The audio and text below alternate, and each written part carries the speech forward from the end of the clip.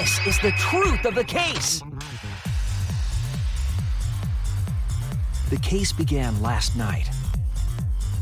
After being convinced by Mew, we all logged in to the virtual world. To log in, you have to plug the memory and consciousness cords into the device.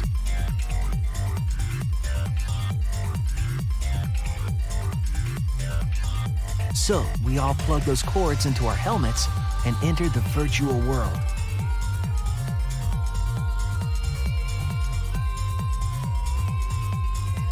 But the culprit had accidentally plugged their cords into the wrong ports. Because of this, a connection error occurred between the culprit's brain and their avatar. As a result, the culprit would forget everything that happened in the virtual world.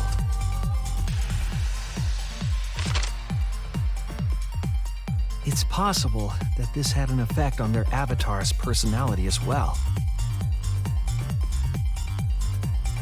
Because I can't believe that someone so kind could commit murder. But we had no idea this error even happened, and so we all logged in one by one.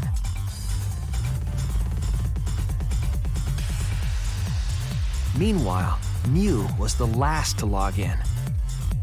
She had modified the killing game simulator so she could accomplish a specific goal.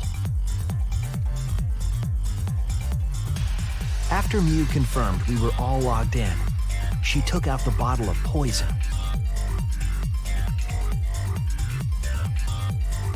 And placed it on Kokichi's seat. This was done to make it look like Kokichi was killed by poison when we returned. Yes, the reason Mew modified the simulator and brought us to the virtual world was to kill Kokichi in the virtual world, but make it look like he had died in the real world.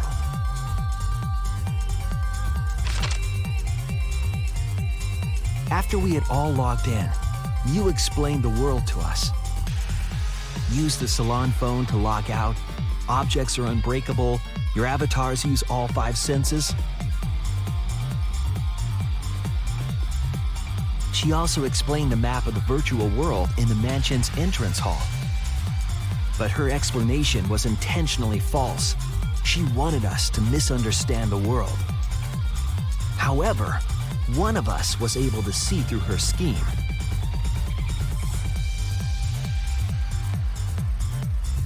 The very person Mew was trying to kill, Kokichi. Kokichi was going to use Mew's plan against her and plotted her murder. But Kokichi wouldn't do it himself. He used a patsy to be the culprit in this case.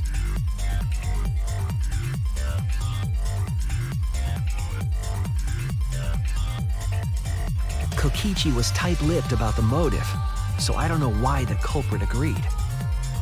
But it seems as though right after logging in, when Kokichi and the culprit went outside, they were already working together to execute the murder.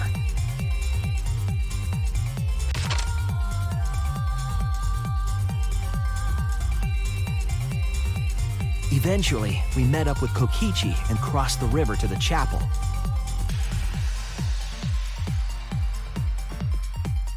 Mew had us split up to try to find some secret of the outside world.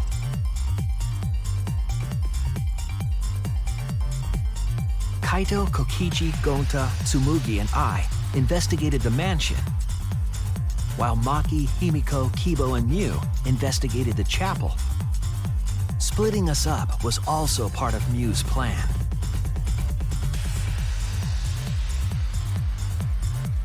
At the chapel, Mew told Maki that she was going to look around outside. She chased after our group while we were heading toward the mansion.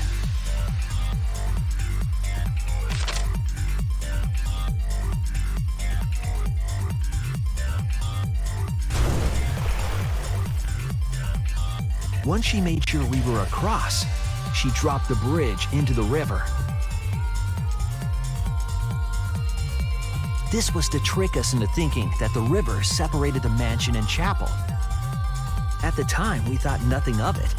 It was just another one of Mew's pranks.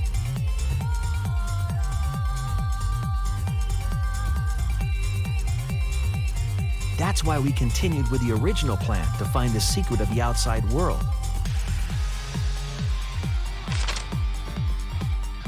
We went to the mansion and split up to look for clues.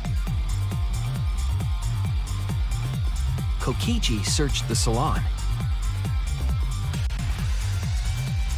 Kaito searched the roof. Tsumugi searched the dining room. I searched the kitchen.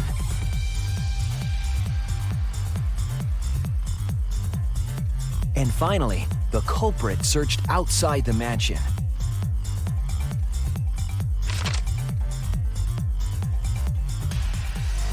Around that time, Mew was headed for the wall that was on the side of the chapel. She passed through the wall and headed for the mansion to kill Kokichi. You see, the wall was a special wall that Mew had added herself. This wall was programmed so that only objects could pass through. And Mew had changed her avatar settings from human to object. That was the hidden route she prepared for herself. She set up a wall that only she could pass through. Mew headed toward the mansion, but she was seen by Tsumugi on the way.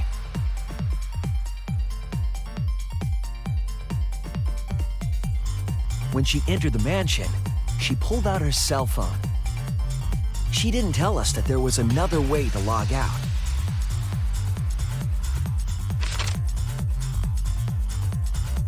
Then, she spoke a name into the phone, which forced that person to log out. It was Kaito who was on the roof at the time. The same roof where Kokichi and Mew were going to meet. By having Kaito search the roof and then forcing him to log out, she was making him look the most suspicious, but her plan didn't go smoothly.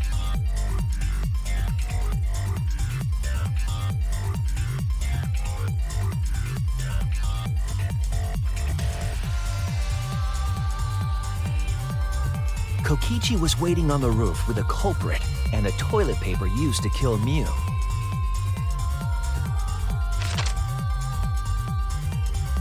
While Mew was distracted by Kokichi, the culprit snuck up from behind.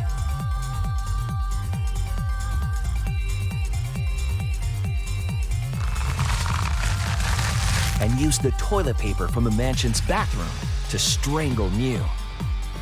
This was only possible because objects in the virtual world are unbreakable.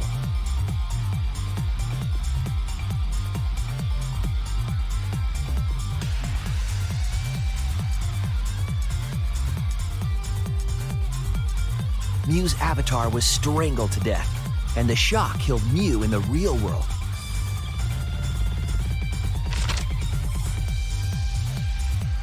After the murder, Kokichi left the cleanup to the culprit and left the roof.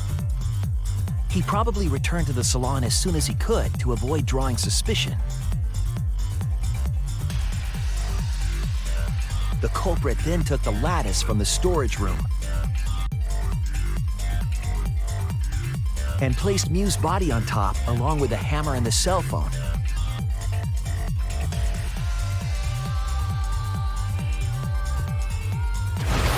The culprit heaved the lattice over the railing and forcefully slid it down the roof slope.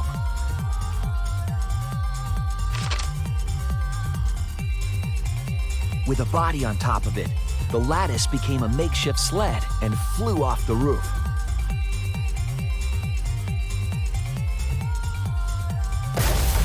It went through the wall that only objects can pass through before crashing into the chapel. That was the crashing sound that Kibo heard in the chapel and we heard in the mansion. Mew's wall hid the fact that the mansion and chapel were actually right next to each other. That's why Tsumugi and I were able to hear the crash from the mansion.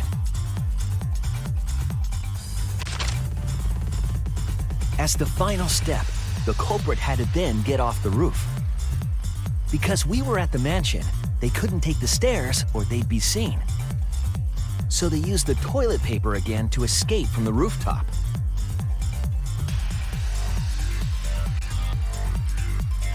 They hung the toilet paper from the binoculars on the roof and used it like a rope to climb down. Once the culprit was safely on the ground, they pulled at the toilet paper to retrieve it.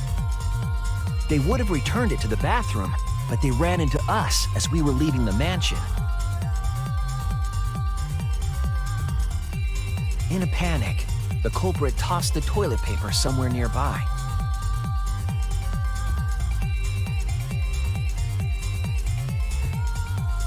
Without that one little mistake, we might never have solved this case because the culprit doesn't remember.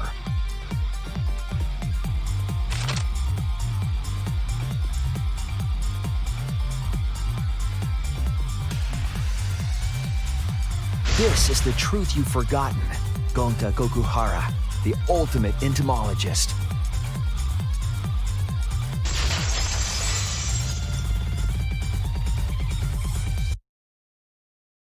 Gonta, this is the truth we've reached.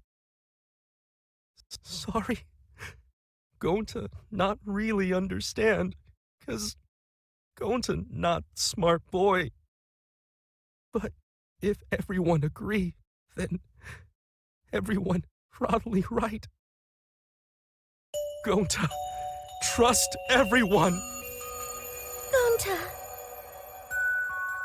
But why? Going to kill Mew, forget everything. Going to even think he not do anything bad. And then going to try to blame someone else and make everyone suffer. Why? Why go to do such terrible thing? Gonta, it's not your fault. It's Kokichi's fault.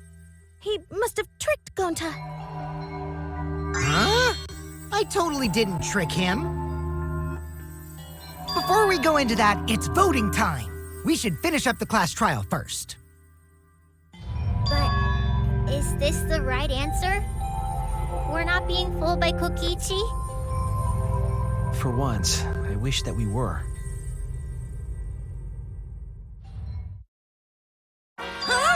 Wrapping things up already? What a buzzkill of an ending! It lacks the rush of previous voting times. Well, after so many killing games, I guess it was bound to happen eventually. It's just as well.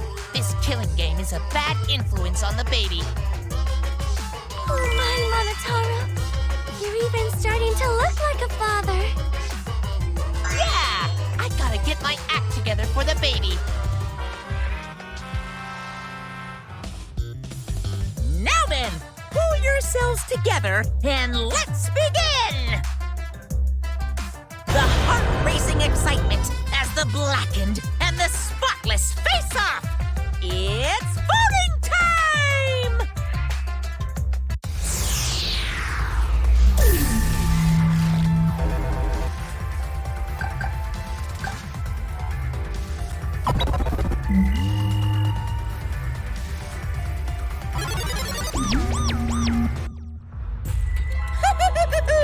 It seems the voting has finished. Now then, let's see the result.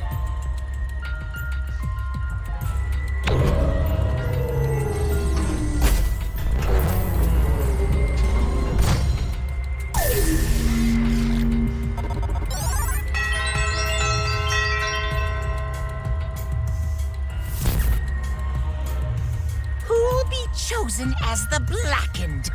Will you make the right choice or the dreadfully wrong one?